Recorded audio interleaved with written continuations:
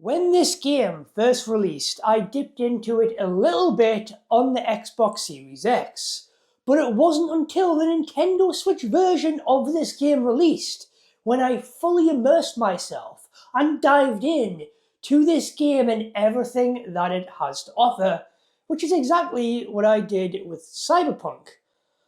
I'm starting to see a pattern here. But this game is incredible on the Nintendo Switch 2. It has been built, it has been crafted beautifully for Nintendo Switch 2 with exclusive features and functions exclusive to this version for Nintendo's system. And I don't know about you, but just seeing a Stormtrooper makes me all giddy inside. It just unlocks the inner child in me, and I just love the design of the Stormtroopers in this game. The shadows, the lighting. This game has depth to everything you do, with dialogue choices, deciding who to side with, who to trust, what syndicate to join and betray, with choices having consequences. You'll be reaping the rewards and opening up new opportunities as you go, depending on the choices that you make. There is depth, there is layers to this game. From syndicates to join and betray, become their best friend, and you really can stick it to one of them if you want to. Take one job and then decide to do the complete opposite and stab them in the back. It's entirely up to you, because at the end of the day, you're a criminal as well.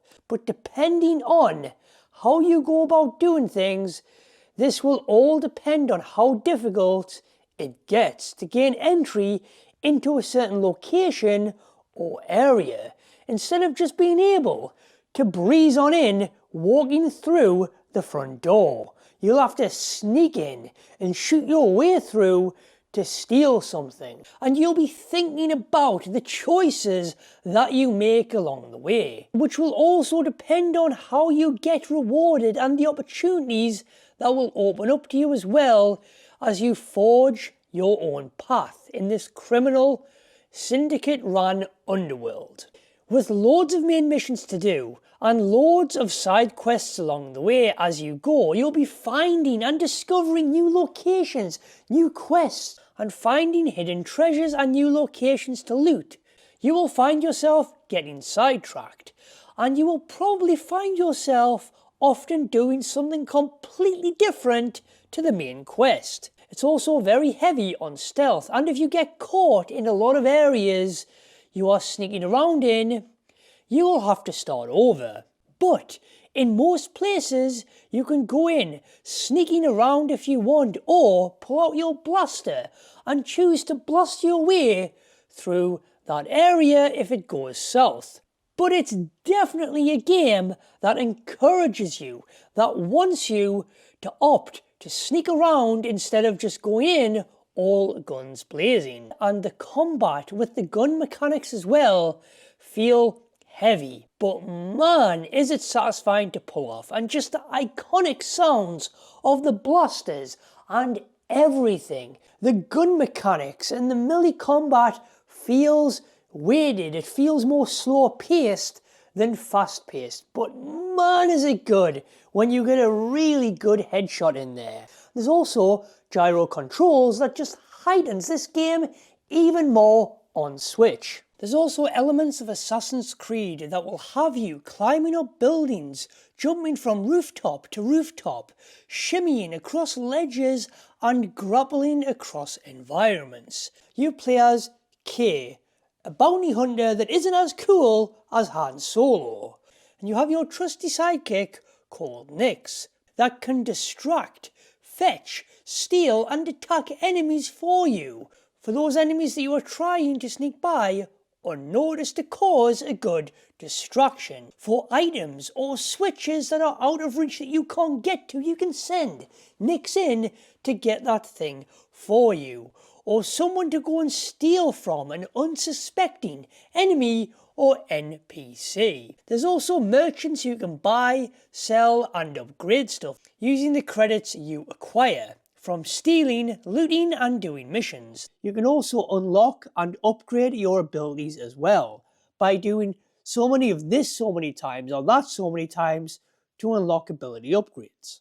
There's also a heavy amount of lock picking as well that is pretty straightforward. It's just a rhythm based game with a speeder to speed your way through the lands, to explore and races to enter in this open world area where you're going from location to location. You zoom around at a very high speed and it looks incredible on the Switch. You would think zooming around on a speeder at such a high speed with also things going on around you, you would think that would slow things down on the Switch. You would think that would overall be a problem, but no, it still runs perfectly, even when a lot is happening on the screen.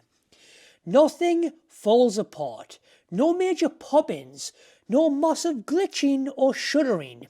However, it isn't a solid 60 frames per second, but it is a solid and pretty much capped at 30 frames per second in both docked and handheld mode, running at 720p in handheld and 1080p in docked.